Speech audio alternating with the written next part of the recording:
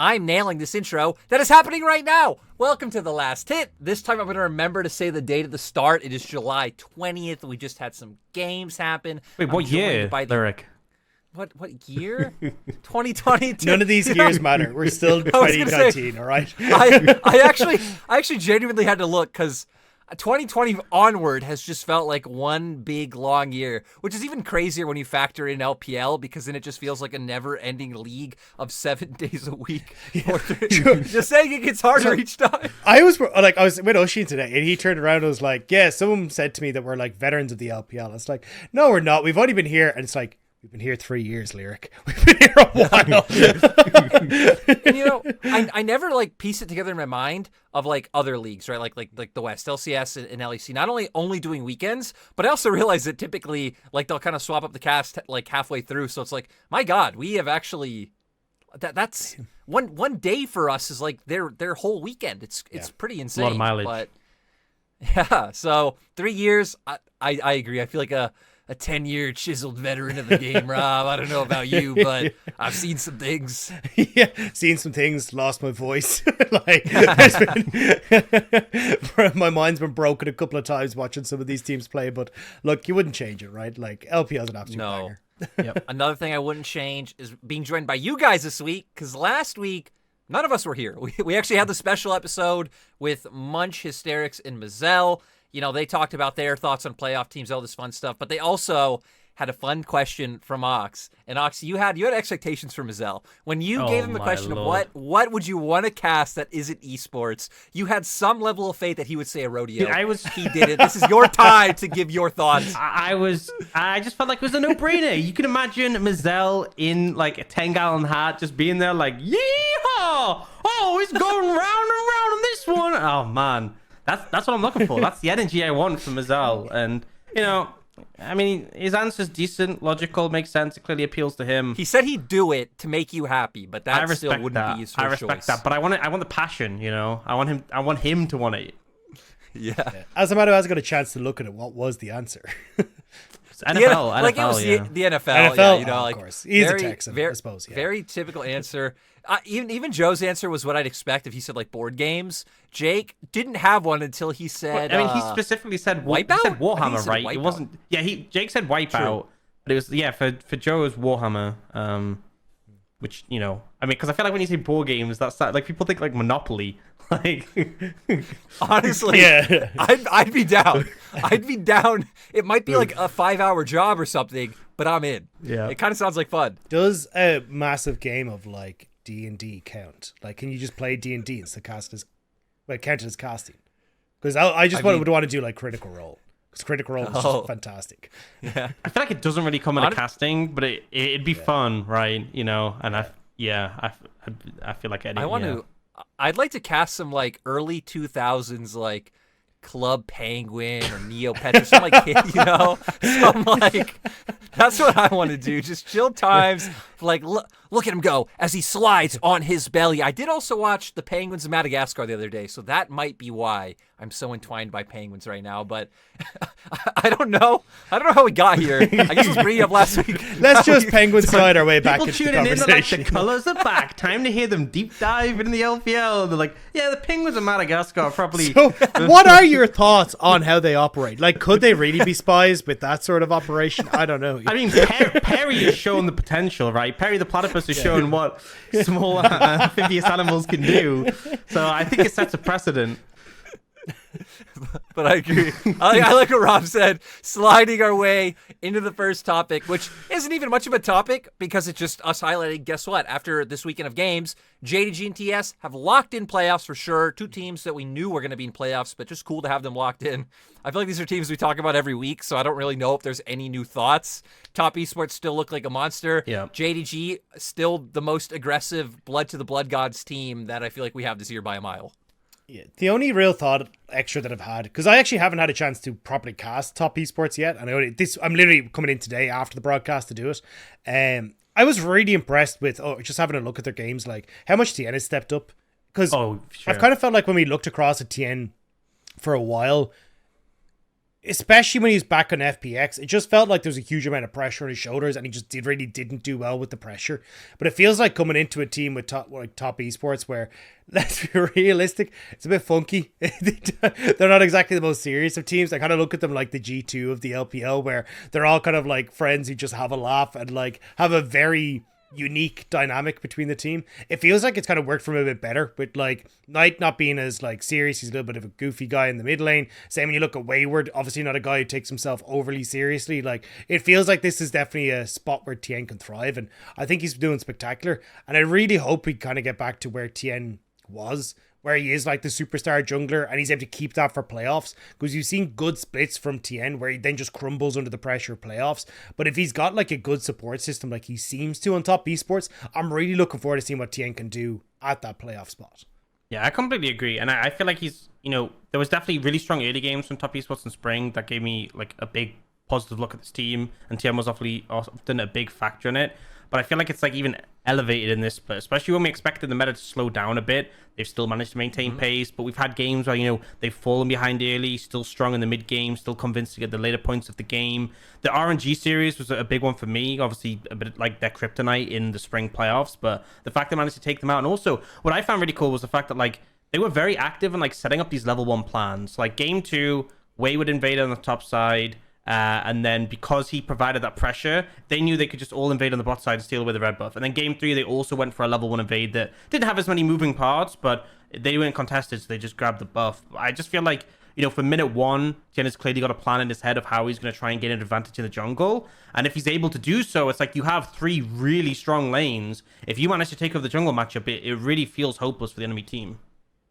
Yeah, and it feels like TS have just cleaned up a bunch of their issues across the board since spring, right? Like, I love the highlight of Tien, because I remember one thing that we found when we were going into that playoffs and like the 3 of us were coming together doing our reviews was like Tien's invades, right? Every game Tien would invade in spring, like always, regardless of the prio he had. And just so many games were thrown by Tien, who again was overall still having a good split, but just that bad habit was like opening up so many games for TS to lose. I think their mid game is something we've all noticed is just like nowhere near as shaky as what it was before. And again, they kind of have that V5S quality to them, where V5 always looked like they knew how to like move the game forward, and TS definitely are the same right now. And kind of tying them in with JDG also locking in, like, I'm excited to see the V5 team go to Worlds and, do crazy things. And I think like their ceiling could be winning Worlds. But I would still just love for the story aspect if we did get TES JDG in finals. It feels like it would be so cool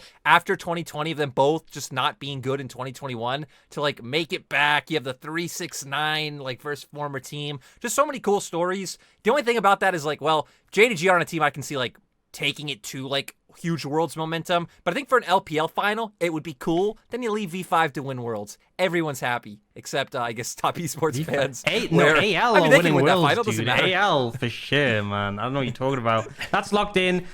I've already predicted, right, top esports are going to win the split. AL are going to come in a Worlds 4th seed and then win the whole thing, knocking out top esports, kind of like Suning did, but they're actually going to win the finals. That's the script. It's been written, so unlucky, dude.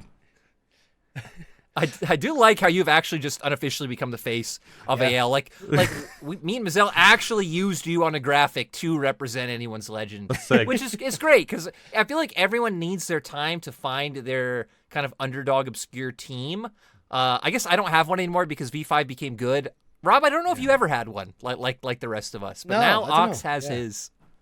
Yeah, I mean, I feel like that's kind of a talking point in of itself, is like how good are AL at the moment. Like, do we think AL, like, I mean, I'll answer it myself. Like, I think AL have a rough schedule coming up. If you look at their week 10 and week 9, it's not good. It's really not good. And I feel like that's really going to set the pace for them, because I think regardless of the fact that week 9 and week 10 is rough, and just for context, they play RNG, JDG, EDG, and top esports. So yeah, but oh no, that is so regardless. They still have FPX tomorrow, which might be close. They have OMG, which could go either way. I still think this team will probably make playoffs. It's possible they don't, but I still think they're in a position where they will.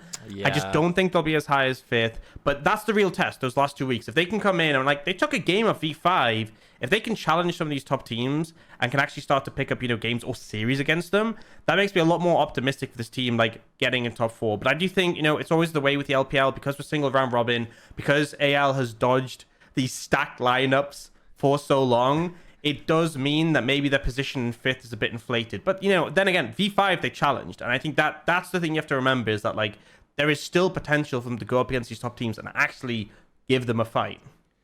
Yeah. I just want to add that, like, I think there's almost no way they don't make playoffs. Like, the fact that they're at 7 wins, and, I mean, FPX and OMG, I'd put AL's favorites over both of them. So I at least think their playoff hopes, like, are pretty solid. Yeah. Also, I was just going to add to that, saying that, like, a lot of the teams that are below them have, like, a lot of mingling to go on towards the end of the split. So there's definitely going to be like a few teams that can pick up a couple of wins, but it feels like if you can get to 8 wins, we've kind of seen it pretty consistently be the definer that you will get in towards a playoff spot. But I think they definitely have a tough road ahead of them, but I think that's the thing. We've kind of seen them settle into a style, and I'm excited to see, with the time that they've been given to get used to it, understand how they want to function within that style, like how it will now face up against the really, really good teams. Because we kind of talk about a lot of teams needing time to get into the split, but it felt like AL at least have a very much settled into how they want to play the game. And I think against teams like RNG and all that, I think it'll be curious to see how they actually do manage and if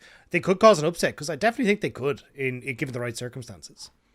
Yeah, and like I'm very interested once we get to the postseason, we start getting like the All-Pro and like first, second, third team, and like seeing which members, if any members of AL make it. I would assume they should. Yeah, exactly. I was gonna say especially Chocho, because man, Chocho like having a career split at the best time ever, where we've talked about people like Mako not really finding their impact, Chris kind of stuck on BLG, not really able to have an impact in the situation he's in, to where Chocho popping off at the right time. So I really hope Chocho can like get that recognition for how much he's done for this team. It's also like Chocho's not exactly a new blood to the LPL, right? He's 24 years old. Like he was an AD carry, then moved into the support role. So the fact that he's continued to improve and like having the split of his career is really impressive for a guy that's like been in the LPL this long.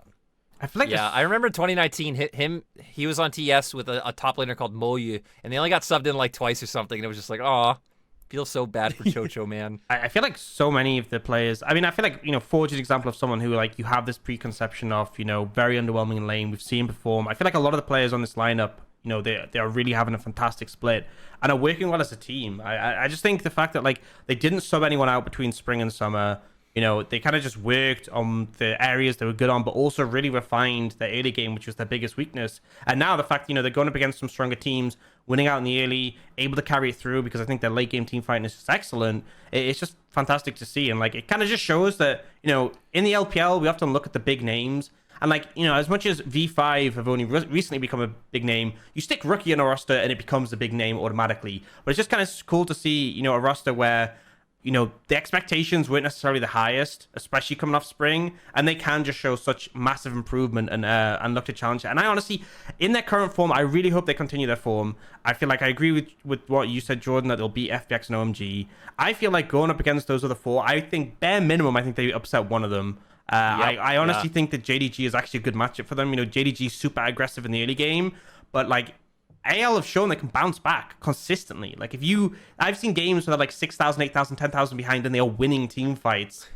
So I feel like any team that disrespects them will pay. Yeah, and I agree. I think JDG is a good example of a team who wouldn't surprise me if they lost a series to anyone's legend. But kind of moving past AL, because the teams above them are like very kind of secure in their spots. We kind of have this next interesting hurdle of teams of like EDG, Weibo, LNG all sitting on 6 wins. I guess you guys have any doubts in your mind about where their standing is? Because for me personally, I don't. I think LNG were the only one I was looking at like, maybe they don't make it, and it's still possible, right? But now that they've marched their way up to 6 wins, they still have WE and RA left on their schedule. The other 3 teams will be hard: V5, EDG, Weibo. But like, okay, this is the hardest schedule, or like hardest team out of those 3, and in my mind, if they're making it, I don't know, do you guys have like any fear for these 3 teams? You can go first. I'm just not fully sold on LNG. Like, I think they will make it, right? Just because, as you say, they have 6. They still got WE to play, Rare Adam to play. But I just, every time I will look at this team, I'm just like, this team just doesn't function well together. Now, I know they got Allah, who's been swapped around, and we'll see how that one goes. But I'm curious to see that, like, if that makes that big of a difference to this roster. I just don't have any faith. Like, even if they do end up hitting in towards playoffs, more than likely, with the way things are going, they'll get to like 8 wins, maybe 9. I'm not sold on that fully, depending on how they do against Weibo. I think Weibo should beat them. Then you end up in a position where you're like, okay, well, this team's probably honestly going to fall out in the first round of playoffs. Like, when you look at the teams that they've actually beaten, like, they end up beating BLG, who are going to see hit playoffs. They did actually beat Anyone's Legend, but I think Anyone's Legend has gotten a lot better since then. TT, who have also improved dramatically since then. And then LGD, who's not in playoffs. IG, who's not in playoffs. And then Ultra Prime, who won't be in playoffs. So they actually haven't beaten a team that is above them in the standings that hasn't drastically improved since the start of the split. So I really just don't have faith that they're actually going to be able to beat, if they end up against an Anyone's Legend or one of these teams like TT or something who've already picked up the pace. I just don't know how they're going to fare in that first round. And I agree. Like, I feel like as well, if you look at the level of play in the series that they won against TT and AL, against TT was that one where like TT was smashing and then they just completely threw. Like, it was the most egregious throw we've seen this entire split. And it was like, then LNG threw, and then TT threw again. It was horrifically messy, that series. And then against AL, there was that game where they were 10,000 gold up, and then AL won like 2 or 3 fights in a row. And they still ended, like, but it was like so messy. I feel like that's the thing, is that, you know, regardless of the fact that LNG have a 6-5 scoreline, as you said, I'm very unconvinced, but also, like, it's the fact that they have that extra loss compared to Weibo and EDG. I think even if Weibo and EDG kind of beat who you expect and lose to who they expect, they're still in a pretty comfortable spot. That extra loss for LNG, though, all it needs is like one extra loss, and maybe we could see them not make playoffs. But as Rob said, I don't think it really matters at the end of the day. You know, was it in summer? I think they went up against Top Esports in their first round. You know, they actually placed pretty highly, and Top Esports just 3-0'd them. And it's like, okay, well, cool. It's completely irrelevant. And I think spring. Oh, actually, LNG had the spring. Spring. Yeah, this spring. This spring is what I meant. Yeah, the previous split. I feel like if LNG end up in playoffs, it'll be something like that unless they improve. I still feel like there's so much I need to see from this team. I do think it's looked a bit better in their past 2 series, which in their past 2 series have been the ones where they've subbed out Ala, they brought in Panda C. Panda C's a lot worse than Ala, which makes sense. He wasn't even their starter for their LDL team. He was the sub-top laner for their LDL team. But in their past 2 series, the biggest difference to me has been Tarzan has been, like, absolutely popping off. Yeah. Tarzan's poppy now. Tarzan has made his poppy a must-ban just because of what he did in that RNG series and how much trouble he was causing them. Kind of like very much in the same vein of like how everyone's banning like Shuns in Italy and things like that. I expect the poppy to ban to be kept there throughout the rest of the split. And against Ultra Prime, which is obviously not a great bar, I feel like Ultra Prime gave you a lot of breathing room to do whatever you want. The good thing in that series to me was like, Lumao had a good series. Lumao was roaming. Lumao was like constantly playing around mid, and like we were seeing more of, you saw the glimpses of like how this LNG team you thought would work on paper, like actually performing in reality. And even though Panda C is like, again, he's really struggling. He's been giving an impossible task. Anytime it comes out onto their little booth of where they are, they look like they're in such high spirits. So you got to assume, I mean, you don't have to assume. You know with how bad that this roster's performed all year, that there was like behind the scenes, like emotions, maybe things like just all this stuff going on. And like now, you know, it seems like maybe these guys can kind of refocus a little bit. Yeah, I think that's the biggest change. Oh, sorry, go on. I was going to say that's the biggest change for me is just like seeing them happy coming out of the booth. Because like every single time you looked at an LNG series, win or loss, it was the exact same. Everyone just scooped up their stuff. No one looked at each other. Nobody interacted with each other. And they just walked off stage very solemnly. So the fact that you're actually seeing them interacting coming off the stage is such a massive difference. It actually feels like the entire team environment has changed. Yeah, and they are playing against EDG and Weibo in the last, like they have both of those in their remaining schedule, who are teams. I feel like that's going to be the big test, right? If this is an improvement and a consistent thing, because, you know, I think Tarzan popping off is a big reason why this lineup, why this org has been successful before, like when they went to Worlds. Yeah. Whether it's like the Poppy caught RNG off guard, and teams will respond and ban it, and then that will just mean they're not going to find the same impact. Or this is like the sign of them, really being improved. I feel like they have games left, they have series left that will test that, and I feel like we'll have a better picture by the end of the split.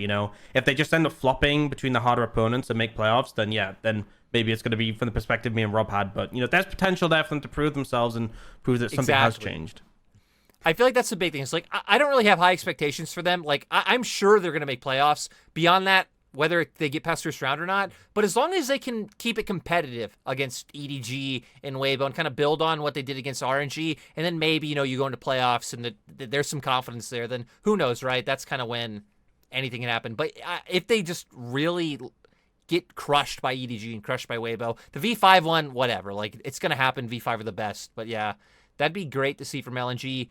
Weibo and EDG, I don't have much worry about them at all, and I'm honestly just curious of both of their ceilings. Before we move on from that, can I just very quickly add it? Poor Panda C, he joins the LPL, and he has to go up against Breathe. Has to go up against Rich. He's going to have to go up against Flandre. He's going up against the Shy. Like, this man is having a true trial by fire coming into the split. And it's just like, by God, you either are going to be one of the best top players in the league by the end of it because you've learned so much, or what is probably the more likely, well, you're just going to get destroyed. I'm sorry for you. I love that the Shy is the last one he faces because he's going to go into playoffs, soon he makes it. Either with the mentality of, dude, I held up against the Shy, that was sick. Maybe even solo kills him, right? We've seen it before. Or the Shy crushes him into the dirt and he's just like, I'm a fraud, I can't play top. Like, I feel like that's the two sides of it that will end up happening. We see Iwandi get subbed in top for playoff or something like that. No. Bringing Janet back, baby. I love it. Plays bar top. That's all we need. Oh, no. Rob's opening up a cursed timeline that I am not ready for. I am not ready for this. But yeah, do you guys have any strong feelings about EDG or Weibo kind of rounding out their split? I feel like for Weibo, their win against V5 definitely opens it up, especially for the Shy of like, cool. I mean, we already knew the Shy was like this. We already knew that Weibo was a team who could beat anyone. But does that build your guys' confidence anymore into like bringing them more into that like dark horse territory? I feel like for me, Weibo, like we know the potential of these players. Like the Shy is the epitome of a player who has like fantastic potential, and we've seen what this team can do. Like the other parts of it, when they were as Suning. But like, I feel like them beating V5, like it was an upset. Don't get me wrong, but it wasn't like really surprising. Like I can rationalize that. I can see it happening. Yeah. But it doesn't really change my perception of this team. I definitely think these players are capable. I just feel like it's not always something they display, and I feel like there's a lot of inconsistencies with the lineup. Particularly, I just feel like I feel like that's the thing. Is there's so many players in this roster. Like I feel like everyone is that sort of player where they can have this pop up. Like I feel like SOFM is someone who like we've been heavily critical of. Don't really appreciate the style of jungling he has, but then some games just absolutely goes crazy. The Shy, don't even need to mention that one. On as well, kind of similar to like Hylissang in EU, where he can just have these insane engages, but also just look like he's running it. And I just feel like, when this team strikes right, if they have a playoff run when they strike right, this team can make worlds, convincingly. But I don't know if I have faith in them. I feel like you need to be like Joe. You need to be really vibing and just believe in them. Yeah, look, I haven't got a chance to watch the V5 Weibo game because I was casting the real esport Boomerang Fu at the time. But the biggest problem that I see is like, again, same as Ox, this to me still feels like Suning of 2020 that went to Worlds, right? Where you're like, even that when it all comes together, this team can look spectacular, but it's a case of it all coming together at the right place at the right time. Just seems really, really hard to do. And it feels like you're basically just flipping a coin and you're like, all right, well, what's the percentage chance that this comes up like tails 8 times in a row and we get to where we need to be? That's where I'm just never able to be fully convinced because, again, the coordination doesn't really seem to be there fully, at least in their previous games before this. They have strong, capable individual performers, but the actual trying to get that all working towards one goal at the same time and setting that all up correctly, where there seems to be so little communication. I think even like Jordan, we've laughed about on the show before, where you were like the most chill comms in existence. Oh yeah, as we're in the team fight. But I mean, it doesn't really seem to be working towards like kind of energizing people to go like, oh yeah, well, we'll move over towards Dragon, or we'll move over towards Rift Herald. So yeah, I still can't say. I'll have to watch back the game, but I can't say that like one time where they pull it out of the bag will fully convince me of this team. Yeah, I'm on the same page. Like, Weibo are a team that I think are fun, and a lot of that fun definitely coming out from the Shy. So it'd be cool if they could, make that run. But they definitely feel like, got to check what their astral sign is, see the angle of the moon that day, and then is Mercury maybe retrograde? exactly. Have some dream catchers. I don't know. They need something there so that on the weird, Jordan. You know what the weird is. I don't know. No, they need mojo. We don't have much of this. We don't need to use that word today unless we're talking about. No, I'm not even gonna say his name either. Okay, Weibo need the mojo. I'm sold, Ox. If Weibo have the mojo, they make the run. And I mean, EDG, yeah, I don't know. I feel like EDG are still building up. But one thing I really want to move on to to make sure we have time for this is kind of that lower tier pack of teams we have ranging from like 9th onward. Because we had a bit of a mid-split shakeup with rosters. BLG bringing in Khan and Rise, TT, of course, Kepler and Yao Yao, and then IG bringing up Mole. Kind of looking at how all these have impacted the teams. I think we start with BLG because I feel like we've seen these guys come in the most. I think both have put up good performances. I like obviously Khan picking up the MVP like in the first series he got subbed in, but I know we talked about that a little bit of like, hey, how much is it him being individually good or just the team maybe functioning better that series? Just overall, like, what are your guys' kind of thoughts on the BLG roster moves and how the shakeup is gone? So I cast them today, and I feel like the biggest problem for BLG is that they just don't really have they have a couple of different ways that they like to play the game, but I don't think any of them is quite right for the players that they have on the team. So I think the biggest problem is that like when you have Icon in the mid lane, Icon will happily like drop waves to make plays and like try and work with the squad. But I don't really feel like Rise is strong enough as a carry to try and like take that mantle and like run away with the game. And it's the same when they can try and play towards Bin, but I think Bin is a bit too much of an inconsistent factor to like set that up. And honestly, trying to carry from top lane is just super hard in the meta at the moment. So they're not really able to do that either. So I think their best way to play the game is with Fofo, because they kind of had the opportunity to like give those resources in towards the mid lane. And specifically as well, after today, like seeing Rise get resources from Icon and then like get caught by Xiaohu and die, like instantly like throw the whole fight is why I'm like, I don't think Rise can actually like be the carry for this team. So I think Fofo is required to be a presence in this team. But the problem is then that like Crisp isn't really in a situation because he's with Rise to like leave from the bottom lane, it feels like at the moment. So you're not able to play through the mid lane as strong as you'd like. Also the fact you're seeing like Victor and Azir be like the key picks for Fofo in the mid lane means you don't really want to be like investing heavily in the mid lane either. So it just feels like a catch-22 where they're like, oh well, we need Fofo and we need Fofo to play late game, but the late game champions don't let us to give stuff to Fofo, so now we're just like not able to do anything in the map, and our entire early to mid game doesn't exist, and then we're all in on late game fights with hopefully Fofo can carry. So it just feels like none of the mid laners that they have fit the style that they want to try and play, and then unfortunately Rise just isn't strong enough in the bot lane to actually be a carry that can actually threaten either early or mid game or even fully late game, so they can try and like mix and match or find the puzzle piece that they need.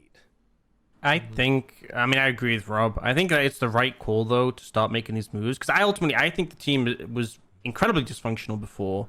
I think they're still dysfunctional. I don't think it's, like, fixed it. But what I think the bigger thing is that, like, looking forwards, I feel like this team should be looking at 2023. And, you've given your LDL players a chance to play in the LPL against some of the good teams. It means you have more information going forward. So I feel like, for example, Khan could be someone they could invest in the future and have a roster that works and fits him into. Maybe Rise needs some more time. But like, I feel like if they were just going to keep playing with the same roster, they wouldn't make Worlds. They may make playoffs, but they'll probably not make far. So I at least appreciate they're doing these changes. I think Khan has been a really solid addition. I agree with Rob's sentiment, though, that Rise has been a bit weak. But like, I think when you have the amount of money that BLG invested into having the roster that they had initially going into the start of this year, not making Worlds was like Worlds was like the bare minimum. I feel right. Yeah.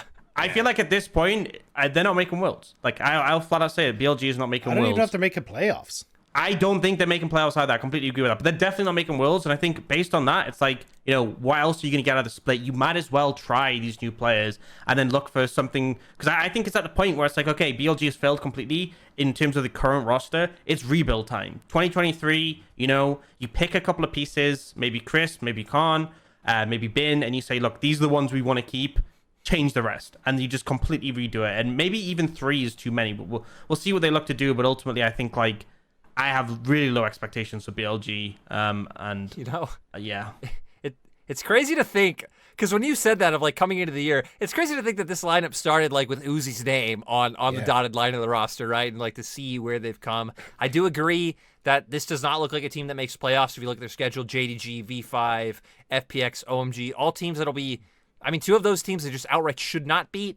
2 would be very hard, and their only real winnable game they come in favorites is against WE, and they're only sitting at 4 wins right now. So I definitely think BLG don't make playoffs, but I like the sentiment because it seems like the overarching feel is like we can say it's either like a neutral change or just like neutral positive in terms of like hope for the future. At least they're building and they're not just sitting on another dysfunctional roster that they just have to blow up next year, right? So yeah, I think for BLG, kind of all on the same point. Not sure if anyone has anything else you want to add about BLG, or can we talk about the best player in the universe? So the last thing I would just want to say is that, like, I think BLG need to figure out a better game plan, because this has been like since essentially we joined the LPL, Jordan, in 2020, that they have consistently taken good players and just that roster has not worked. They have not looked together at how these people actually fit together. And I think honestly the general manager in the background needs to like actually sit down and think like, are these people going to function together, or am I just throwing money at the wall and seeing what sticks? Because so many times we've seen them like bring in Fofo, him not really gel with the team, and the whole team starts to fall apart. Back in 2020 when we initially joined, BLG looked absolutely fantastic, and then suddenly their entire spring split goes to crap. Like, this has been like too consistent of a trend now where money just isn't going to fix it. You clearly have to fix your background environment for these players, because something is not working. Yeah, it's actually crazy to think that they haven't been successful since 2019, which is when they had people like Kuro, Meteor, Jinzhao, Shinmo, like these guys on the roster, right? And yeah, the 2021 was the weirdest thing ever, considering we had like 2 weeks of LPL in their like 2 games, their 2 series they had that time. You're like, oh my god, BLG, those are gonna be a top team. We have like that little break when the pandemic hits. You come back and it's like, what is going on with this team? And just a good point. Trend that's been over the years. BLG, I don't even know, considering that the fact that they've blown up like every roster, right? They never really come in and make like small changes. It's always been like full rebuilds, and they're still not making it work. BLG guys, where did we go wrong as casters? Did we not feed them? We didn't love them enough. We didn't love them. That could be fair. Maybe we do need to be giving BLG some more love. I don't know why that would mean anything from us, but I want to especially see it coming from you, Ox. You owe it to them. You owe them that. I love certain players on the roster.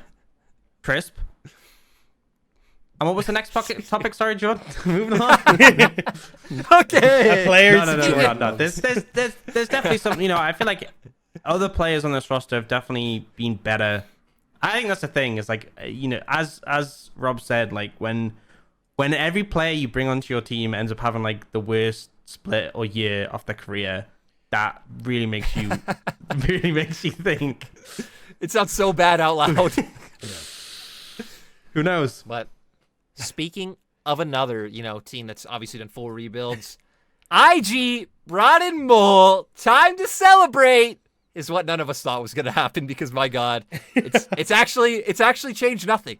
Like, I think Mole has come in and Mole's looking fine, but at the same time, like, barring the last maybe 2 series, right? Uakai was looking fine as well when he was on IG. It was never really about the mid laner why IG was failing. Their individual problems have been with bot lane, and then their mid game especially. You can see it even now. Like, they have no idea what to do. They don't know the limits of their comp, or like they'll show glimpses. I know Ox had the last IG series where they have the one really good team fight, baiting out the abilities. Then the next team fight, they're just all jumping in. Even Shun putting himself in like kind of tragic positions, flashing in on the Nidalee and making sure he gets caught out. So this move feels very. Okay, sorry, Jordan, can you just keep talking? I want to see more faces coming out of Ox. Okay, so, and then we bring up TT, LNG. That one was a big banger. But no, yeah. I feel like Mole has still looked like, you can still see he's solid in lane and like all these like small things, but at the same time on this IG team, it doesn't matter about Mole. It matters about Shun. But even then, it matters that their mid-game sucks. I don't know. This team is so frustrating, and I am the president of frustration. I just feel like it's mind-blowing. This team can go up against JDG, who is just this fantastic early game beast team, have a decimating early game, Shun's mega fed, and then he like, if anyone who didn't catch the series, he's on Nidalee, he's like super fed, and he like jumps in on a team fight. Like it's a full 5v5. He like jumps in into 5 members of the enemy team, in cap form, in Cougar form, onto a full HP target, and does like half of his health.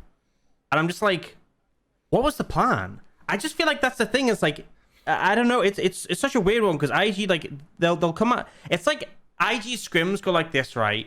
They just end at 10 minutes. They either get stomped in the ground, like, okay, let's remake, guys, go next game. Or they like absolutely decimate it, and like Shun's on Nidalee, he's got like an 8k gold lead or something, just himself or something crazy. And then the enemy team's like, yeah, guys, call it. You know, scrim's over, we're done. There's no point playing this on.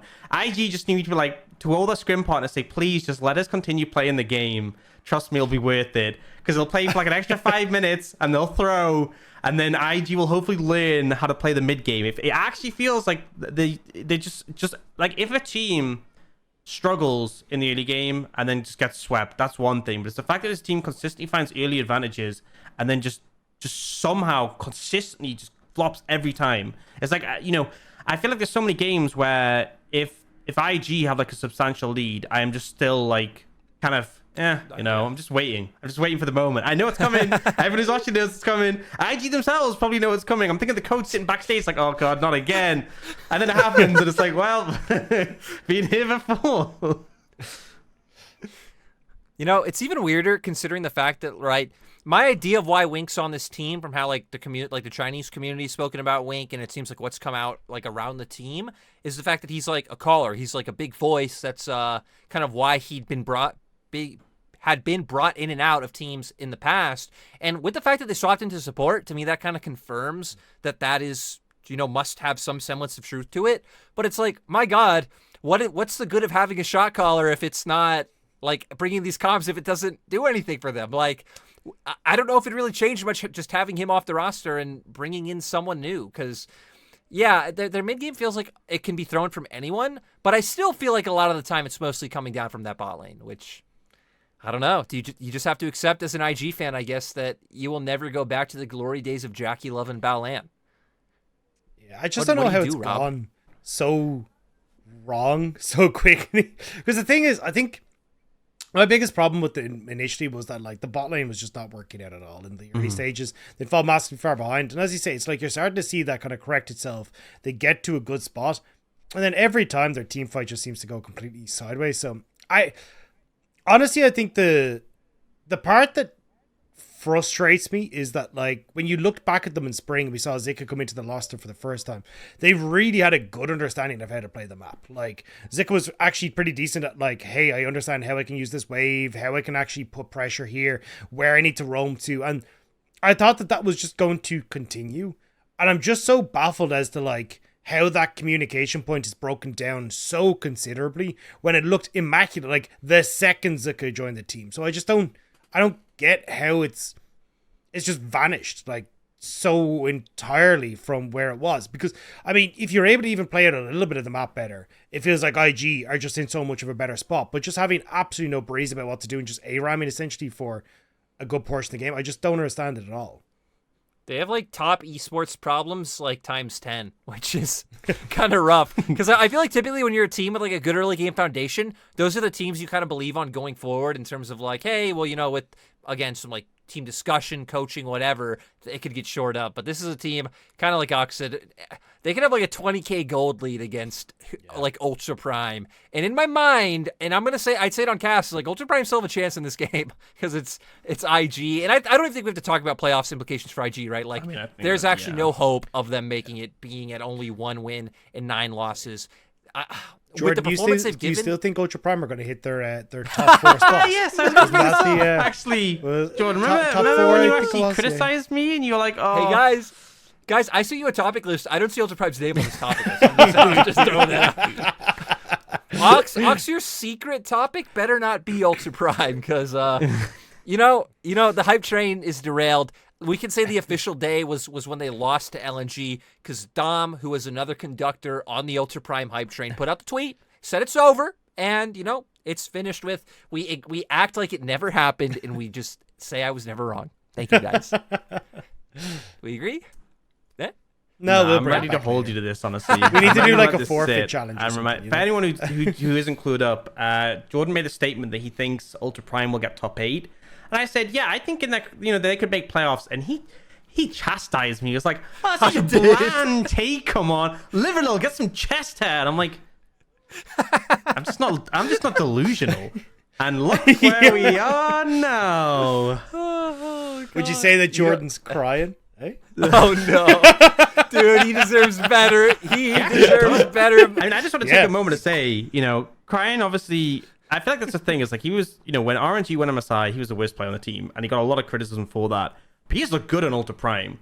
Like he has looked really good. So, dude, his seismic shoves don't miss. Like the fact that he just hits them in lane, and you're like, what is he combos perfectly? I don't get it, dude. Crying is insane, and I would pour one out, but I don't have one to pour out for him. So, I'm spiritually pouring one out. But I want to get off of these bad vibes, and I want to bring it to some good vibes, because there's a team that came out of left field and kind of makes up this amalgamation of like 3 teams I see competing for those last 2 spots, OMG, FPX, and TT. And TT was another team that had, kind of the mid-roster shakeup, and honestly, I like it a lot. It was actually Rob who was telling us, because I know like he'd been doing a few TT games, was like, man, like mid-jungle support, they're just working together. And I got to work on my first TT series the other day, and it's like, yeah, Yao Yao and Beitron especially just seem like they're really pulling the pieces together for this team. Beitron's still like extremely aggressive in the early game, and it seems like Yao Yao is just like full commit to be willing to do that.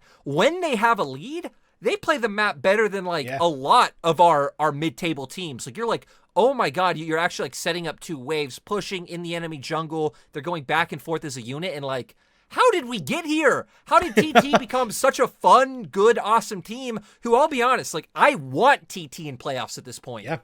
Yeah, I mean, the addition of Yao has just been fantastic. Because, like, I was only just thinking of this. Like, I can't think of the last time I've been that impressed with a jungle support synergy.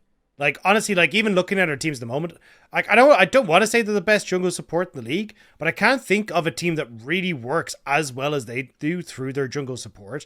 And it's really interesting to see how well, like, Yayo's just come in, worked with Beishwan, plays around mid lane incredibly well. They get, God, I want to say Chieftain there ahead. I was like, no, that's not Chieftain. Ukal, sorry, ahead in the mid lane. And then they're able to lean that pressure into, like, as Jordan was saying, like, push waves, group enemy jungle, look for picks, like, very quickly start to get the game running forward. And I think it's a really cool way to play the game, and one that's crazy exciting.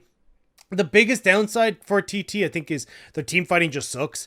And I think the hardest part is, like, you can see there's communication issues with the 2 Korean guys that are on the team. Where my favorite team fight I saw from them was like at Rift Herald, the teams like slotted into the middle, and it almost looked like they were like all try to very but slowly but surely circle around into different positions. Like they were all going to like ambush them at the same time, but every single one of them was just walking across a ward. So the enemy team knew exactly where they were, and they just said, oh, so you're very spread out, we're just going to engage on the right hand side. And everyone that was over the far side was like, damn, we were screwed. Back to headquarters. It was like, we got to redo the mission, because they had no idea what they're supposed to be doing. And it feels like every time I see them try and go for team fights, they're trying to like slowly but surely like ping their way into where everyone needs to be positioned beforehand, and it's just not working out. Like they haven't discovered the like select all in the RTS yet, like the other teams have. It's really making them struggle. Yeah. Max, do you have any vibes with TT? I feel like they look. I have still some reservations just because I had to cast that TT You've been LNG hurt, series. Oh, you're scarred. And that one hit me on a deep level. They've definitely looked better recently. So, I think they're in. The thing is just like 'cause currently they're in an okay spot, but the remaining schedule they play Weibo, It's FPX, doable. Top Esports, RNG, but they still have like LGD Ultra Primare. It's definitely doable, but I feel like to like make a convincing argument, they need to take down one of those stronger teams I mentioned. Because right now they're on 4 wins, right? 8 sort of like that magic number. They would need to take down one of those stronger teams. So, do I think they're capable of taking down one of those? Absolutely. I feel like Weibo and FPX, I could see it happening. You know what? But there's still I'm work gonna to be put my done. spice out. TT will beat Weibo. That's where I'm putting my spice. Yeah, I think TT beats Weibo. I think they're gonna win their next series. Yeah.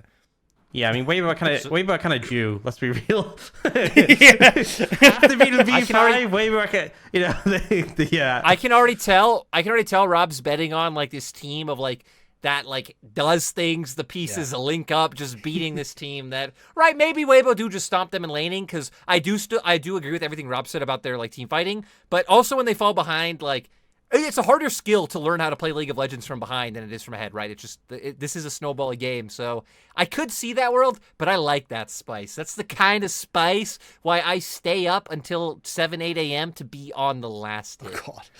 Thank you, Rob. I gotta say though, well, I feel bad for I keeping you up till 7, 8 a.m. now. whoa. But for TT, they're a team that like. Actually, I think their schedule looks a lot more reasonable than some of the other teams, right? Because in my mind, it's TT, FPX, and OMG competing for those last 2 spots, which is also great because it was FPX and OMG competing for the slot last year. And, well, we're back once again, boys. And I think OMG actually have the hardest-looking schedule out of the bunch. Every team they play is a team that I think they can lose to, barring maybe IG. They have one easy game. Then it's like Weibo, AL, V5, and even BLG. Like, I mean, OMG just lost to TT. OMG just lost to TT themselves. So, like, I wouldn't be surprised to see them. I feel like OMG is such a weird one because I feel like out of all the teams in the entire league, I feel like I have the worst read on OMG. Yeah. But I just feel like some series, like against EDG, like it was fantastic play. We had the Shyvana come out, Shanji just dominating. I feel like that, they took games of RNG, they took a game of Top Esports. Then Their FPX series was nice. Yeah, they ended FPX's win streak. Yeah, but then they struggled against WE a bit. They lost to TT, they lost to LNG when LNG they were looking rough. I just feel like they're really hard to place. So in terms of it feels like they kind of match the level of their opponents, I guess, to an extent. Like they can actually at least put some pressure on some of the stronger teams, but then they'll just play like a team you'd expect them to be comfortable based on their recent form, and then they flop, and I'm like, that's not good. I think the problem for them is their drafts. I think that's why they're so hit or miss. Because like you see a bunch of times where Abel will go for Samira and against a team where you just cannot play Samira into this composition. Or they come in with a very defined game plan of like what they want to achieve, but never really consider what's on the other side. And I think that's why like there's been a lot of games where I just look and go, oh, OMG have just dug themselves a hole with draft. And then they just get demolished in that game. So like, oh, well, this isn't actually a particularly good team. But it feels like when they actually come in with like either an even draft or a draft where they're slightly ahead, like they can actually do things with them. But it's so difficult for them, for whatever reason, to actually like lock in that style. And I think a lot of it does kind of come down to like certain preferences within the team. And they've even said it in like some of the interviews that we had at the start of the game, is like they're trying to play their style and not listen to what everyone else is doing. But I think that can hurt them sometimes where they index too heavily into that when they can actually just have like, say, like a long range composition that could work out well for them. I think OMG is weird because I also feel like a lot of their wins come off the back of like a lot of those niche picks or like the more surprising ones. Like we just had Shanji pull out the Lilia the other day. That was the only game they won against TT. Obviously the Shyvana games. Like a lot of these picks that I feel like also kind of catch people off guard playing against them. How much practice do you have against them? And Shanji being the one bringing them out, a lot of the times is the one carrying those games and having like the big highlight performances. So when we see them get on more meta picks is when I feel like they're just so underwhelming. Yeah. Even Cream, I mean, I think we've hit a lot on Cream this split, especially like in our pregame segments of just like how he hasn't really been here. But it's even weird of like we've now finally started to see him go back to the Akali and it's been like mixed. Same with the Sylas. It's even on Cream Champions, Cream's not really finding the same impact he did before. And I feel like for OMG, a lot of their heavy lifting is going onto Shanji and Abel, which is crazy to me to think considering like how decently they've looked.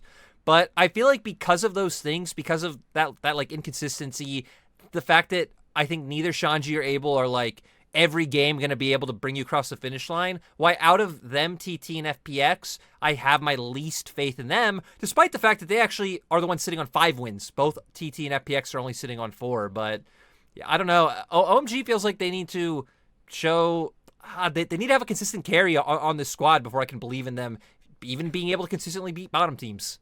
I think as well they have the hardest schedule out of that bottom those bottom few teams like Weibo, AL, V5.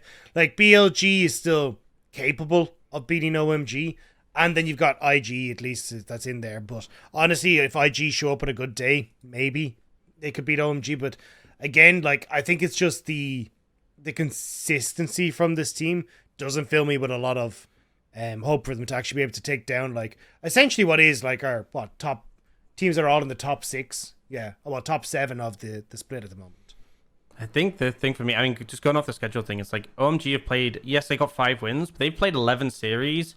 FPX have played 10, but we haven't it before, right? They got all the hard ones out the way at the start. And like their final schedule, I'm pretty sure is just clean sailing. It's like AL, Challenge, GTBLG, Ultra Prime, WE, Weibo.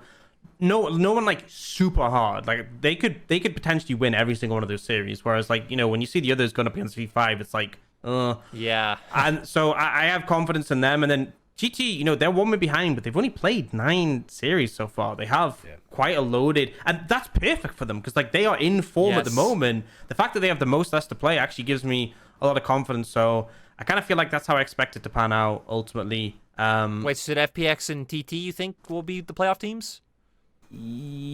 Yes. That's where I'm going. I think it's FPX TT. Yeah. And my only question mark is LNG. Do they definitely make? I think so. I think they definitely do. You know, WERA, I think they beat. So yeah, I think. Yeah, exactly. I think TTFPX, I think, will end up making it. That'll be our top 10. Yeah. It is kind of cool that we ended up here, and at the same time, the fact that like that upset potential is still close enough. Like heck, we might even have teams qualifying for playoffs on 7 wins if like we have like some weird tie scenario. And then we get into like the weeds of TT beat this team and that team beat OMG, and I don't know. It'll be a really exciting week 10 when I feel like a lot of splits we've come into week 10 not meaning too much. Last split we did specifically because we had OMG's games move to the end, so we actually did specifically have those tiebreakers able to come out. But yeah, that'll be fun.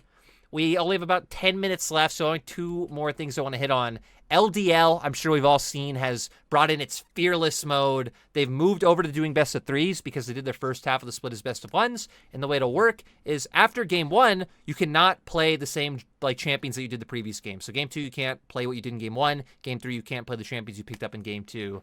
And I think that's so cool. I think it's like such an exciting idea to see kind of come into a development league. And I guess especially for you, Ox, having come from being a player, it's like, what are just overall thoughts on this change? I feel like honestly, it gives players with more flexibility a lot of opportunity to shine. You know, there's some players who can perform very well because they're not challenged in drafts. Or, you know, there's such a limited amount of drafts compared to the champions that are like strong in the meta that you're not forced to adapt or move.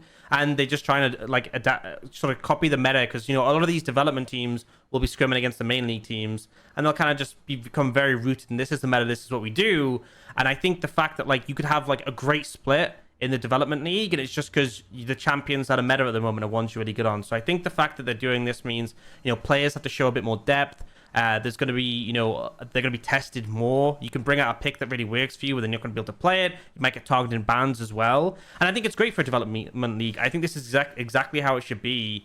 And when you look, I feel like other regions should be looking at this and think, hey, maybe we sort of adopt this. Especially, I feel like, it's a bit different with the EU ecosystem because we have like EU Masters where a bunch of different teams come in. It's not just like the academy.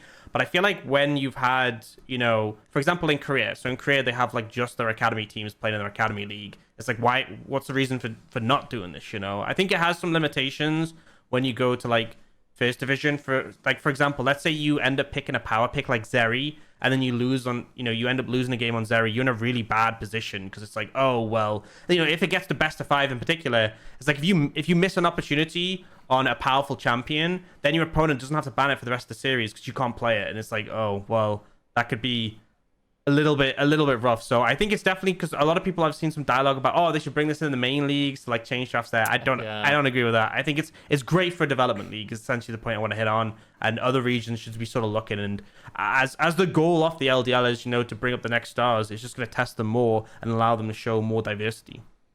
Yeah, I also just think from the perspective of like how many power picks do you commit to a certain draft, right?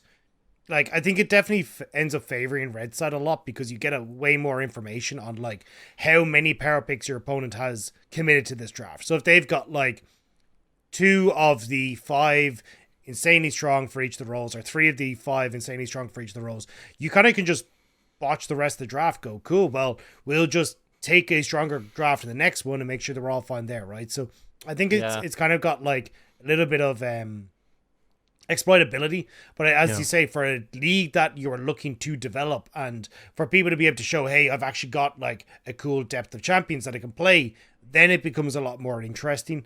And I think that's where the actual onus, or at least from my understanding, why it should be implemented is so that you can actually check, hey, look, this guy can play on multiple different champions, perform across the board, rather than, hey, he managed to get his top 2 or 3 champions for the entire split. Because I think we've seen a lot of players that have come in and kind of been drowned out in the LPL because it's like, hey, we banned 2 of your champions and now you've nothing else that you can play at a high level.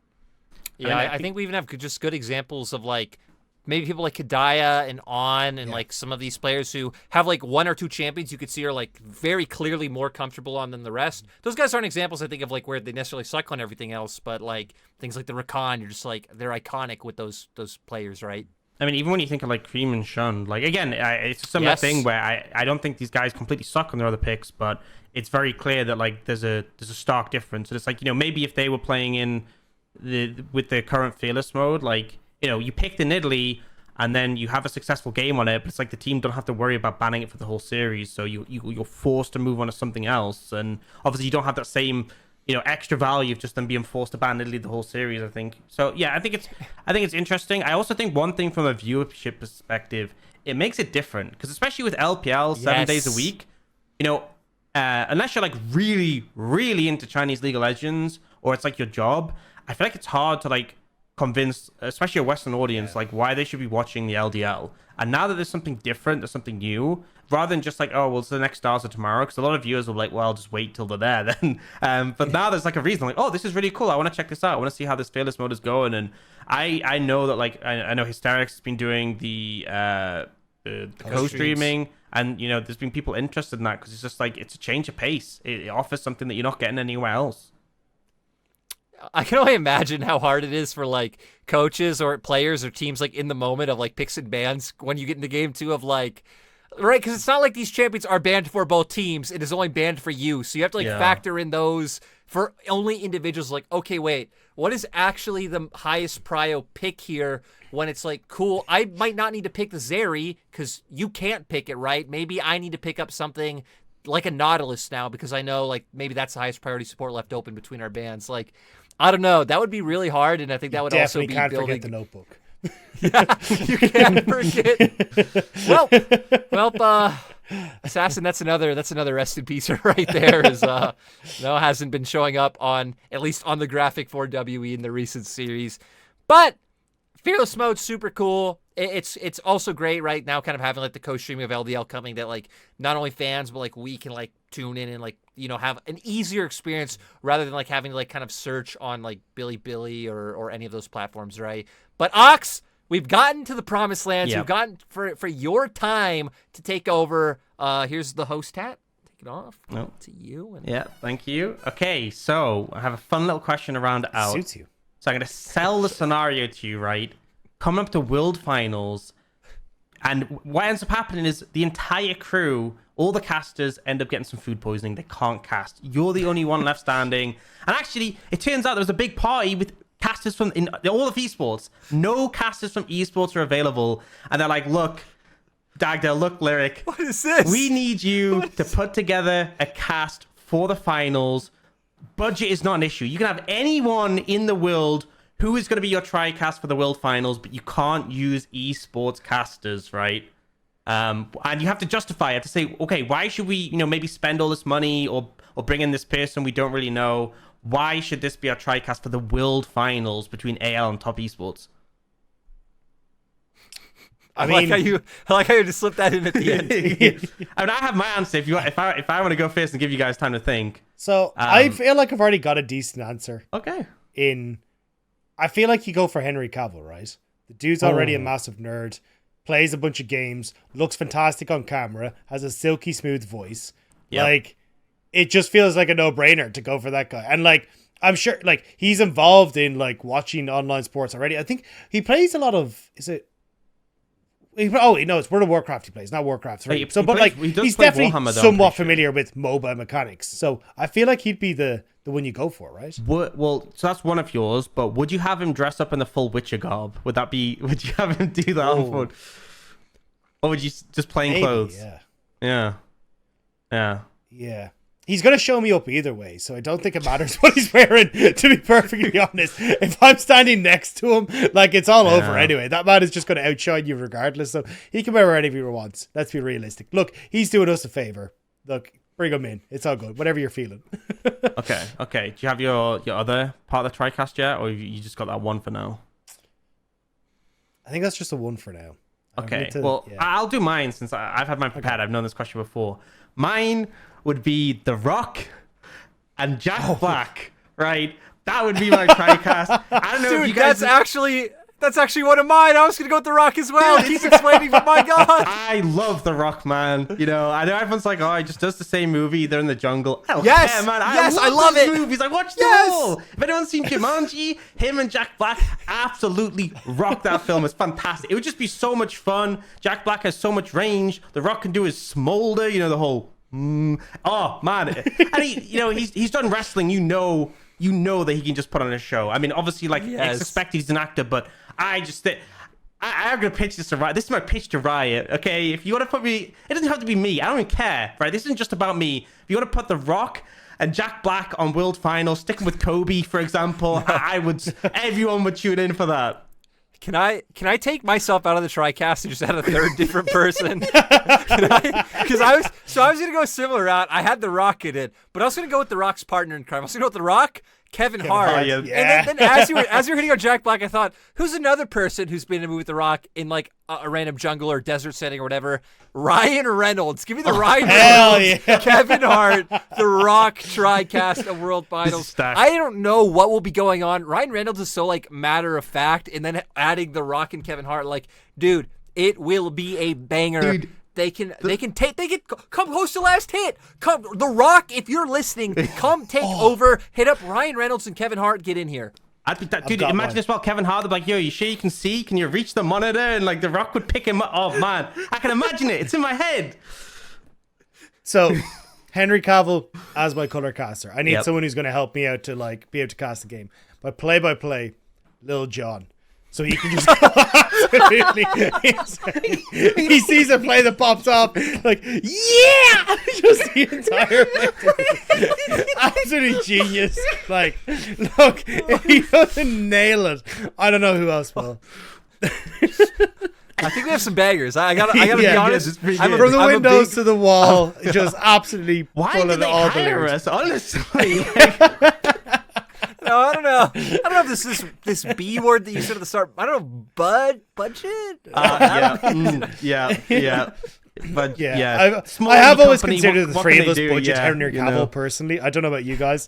We definitely are a budget Henry Cavill. Hey, you know? I gotta say, in America, my phone contracts with Mint Mobile. That's owned by Ryan Reynolds, where he does all those commercials that go, "I'm Ryan Reynolds, and I bought this phone company, so subscribe." And I'm like, dude, that got me. That commercial had me sold. So I can hit him up. I have him. I probably have him saved in my contacts.